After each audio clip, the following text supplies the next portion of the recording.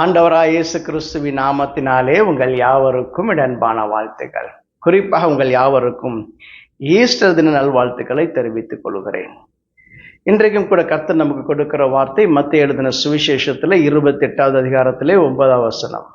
இயேசுதாமே அவர்களுக்கு எதிர்பட்டு வாழ்க என்றார். ஆண்டவருக்கு மகிமை உண்டாவதாக.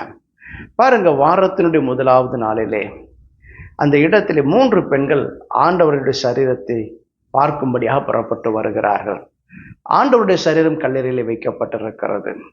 பாருங்க, மகதலேனா மரியாள் என்கிற ஒரு பெண், யாக்கோபின் தாயாகிய மரியாள் என்கிற ஒரு பெண், அது மாத்திரமல்ல சலோமே என்கிற 3 பெண்கள் நடந்து போகிறார்கள்.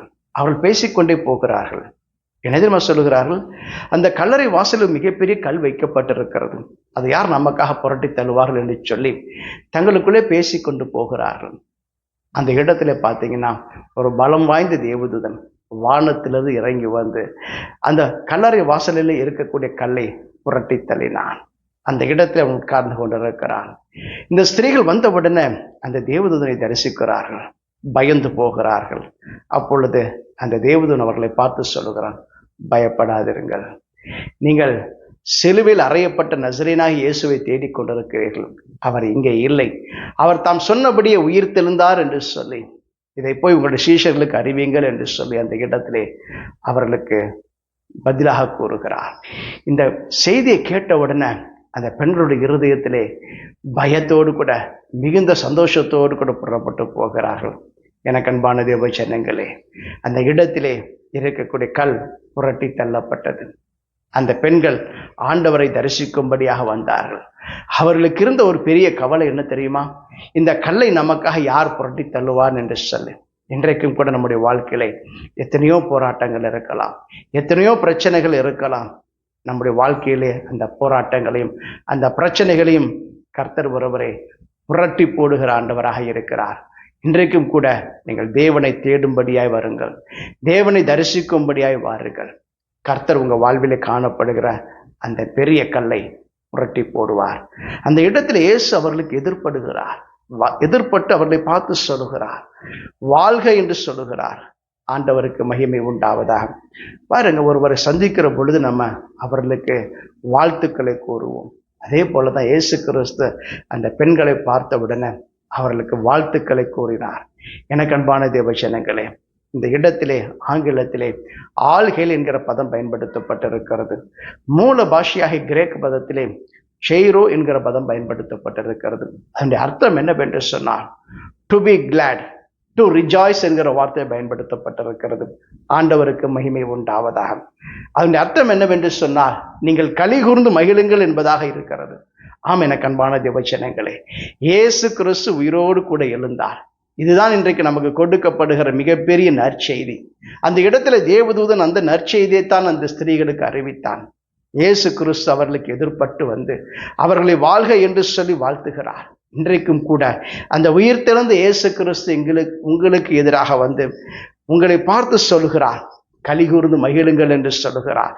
நம்முடைய தேவன் உயிரோடு கூட இருக்கிறார் என்று சொல்லி நமக்கு ஒரு உறுதியான சாட்சியை கொடுக்கிறார்.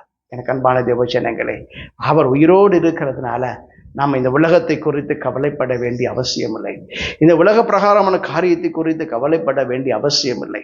ஏனென்று கேட்டால் ஜீவனுள்ள தேவன் என்னோடு கூட இருக்கிறார். அவர் என்ன தெரியுமா சொன்னார்? இதோ உலகத்தினுடைய முடிவு பரியந்தமும் சகல நாட்களிலும் உங்களோடு கூட இருக்கிறேன் என்று சொல்லி போயிருக்கிறார். ஆம், எனக்கு அன்பான தேவ ஜனங்களே, அவர் உயிரோடு கூட இருக்கிறார். இந்த உலகத்தினுடைய முடிவு பரியந்தம் நம்மோடு கூட வாழ்வதற்கு அவர் ஒரு உறுதிமொழியை கொடுத்திருக்கிறார். அதனால் அவருடைய வார்த்தையின் மீது நம்பிக்கையாயிருங்கள். கர்த்தர் இன்றைக்கு நம்மை பார்த்து சொல்லுகிறார், டு பி கிளாட் என்று சொல்லுகிறார், டு ரிஜாய்ஸ் என்று சொல்லுகிறார், நீங்கள் மகிழ்ந்து கலிகூறுங்கள் என்று சொல்லுகிறார். நான் இன்றைக்கும் உயிரோடு இருக்கிறேன் என்று சொல்லுகிறார். ஹல்லேலூயா! கர்த்தர் இன்றைக்கும் நமக்காக உயிரோடு இருக்கிறார், நமக்காக உயிர் தெழுந்திருக்கிறார். அவர் இன்றைக்கும் ஜீவனுள்ளவராக இருக்கிறார். வெளிப்படுத்தல் விசேஷத்தில் வாசிக்கிற பொழுது மரித்தேன், ஆனாலும் இதோ சதா காலங்களில் உயிரோடு இருக்கிறேன் என்று சொல்லுகிறார். ஆமேன். கர்த்தர் இன்றைக்கும் உயிரோடு இருக்கிறார், சதா காலம் உயிரோடு இருக்கிறார். சகலவற்றின் மீதும் ராஜாதி ராஜாவாக ஆளுமை செய்து கொண்டிருக்கிறார். பரலோகத்தில் இருக்கக்கூடிய பிதாவுடைய வலது பாரசத்தில் அவர் வீற்றிருக்கிறார். எனக்கு அன்பான தேவ ஜனங்களே, இன்றைக்கும் கூட அவரை தேடுங்கள், அப்பொழுது நீங்கள் உங்க வாழ்க்கையிலே அவரை நீங்கள் கண்டடைய முடியும், அவர்களை நீ தரிசிக்க முடியும். அந்த இடத்துல கர்த்தர் முதலாவதாக மரியாள் என்கிற அந்த பெண்ணுக்கு தரிசனமானாராம். வேதம் சொல்லுகிறது, அந்த மகதலேனா மரியாள் என்கிற பெண்ணு இடத்துல இருந்து கர்த்தர் 7 பிசாசுகளை துரத்தி இருந்தாராம். பாரு, இன்றைக்கும் பிசாசுடைய கிரையில் அழிக்கும்படியாக இயேசு கிறிஸ்து இந்த உலகத்திலே வந்தார். பிசாசினால் உண்டான எல்லா போராட்டங்களுக்கு முடிவு உண்டாக்கும்படியாக இயேசு கிறிஸ்து இந்த உலகத்திலே வெளிப்பட்டார். அதனால இயேசு கிறிஸ்துவுடைய வருகை என்பது ஒரு பிரதானமான ஒரு காரியம். இயேசு கிறிஸ்து உயிர்த்தெழுதல் என்பது ஒரு பிரதானமான ஒரு காரியம்.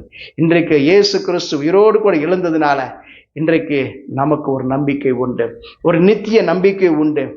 அது என்னவென்று சொன்னார், கிறிஸ்துவுக்குள் மரித்த அனைவரும் இயேசுவுக்குள் உயிர்ப்பிக்கப்படுவார்கள் என்கிற நம்பிக்கை.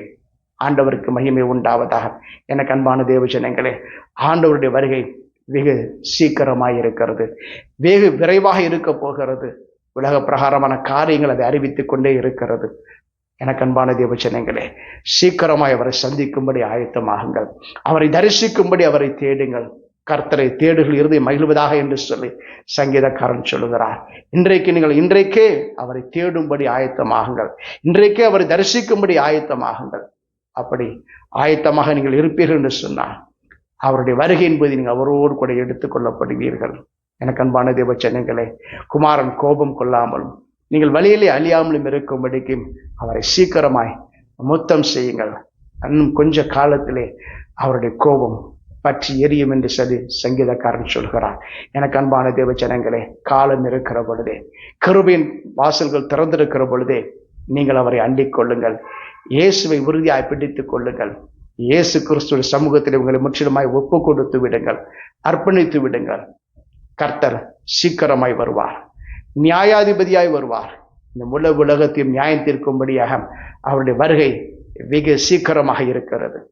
அதனால இன்றைக்கும் உயிர்த்தெழுந்த இயேசுவை உறுதியாய் பிடித்துக் கொள்ளுங்கள். தேவன் தாமே உங்களை ஆசீர்வதிப்பார். நான் ஜெபம் செய்வோம். எங்களை அதிகமாய் நேசிக்க நல்ல ஆண்டவரே, இன்றைக்கும் உயிர்த்தெழுந்த இயேசு கிறிஸ்துவை தேடி வந்திருக்கிற உங்களுடைய பிள்ளைகளுடைய வாழ்க்கையில சந்தோஷம் உண்டாயிருக்கும்படியாய், மகிழ்ச்சி உண்டாயிருக்கும்படி நான் ஜெபிக்கிறேன். ஆண்டவரே, அந்த கல்லறையில் வாசலில் வைக்கப்பட்டிருக்கிற அந்த கல் எப்படி புரட்டி தள்ளப்பட்டதோ அதுபோல பிள்ளைகள் வாழ்க்கையில காணப்படுகிற எல்லா போராட்டங்களையும் கர்த்தர் புரட்டி தள்ளி பிள்ளைகளுடைய வாழ்க்கையில் ஒரு சந்தோஷத்தை தரும்படி நான் ஜெபிக்கிறேன். இயேசு ஜெபிக்க நல்ல பிதாவே, ஆமென். God bless you.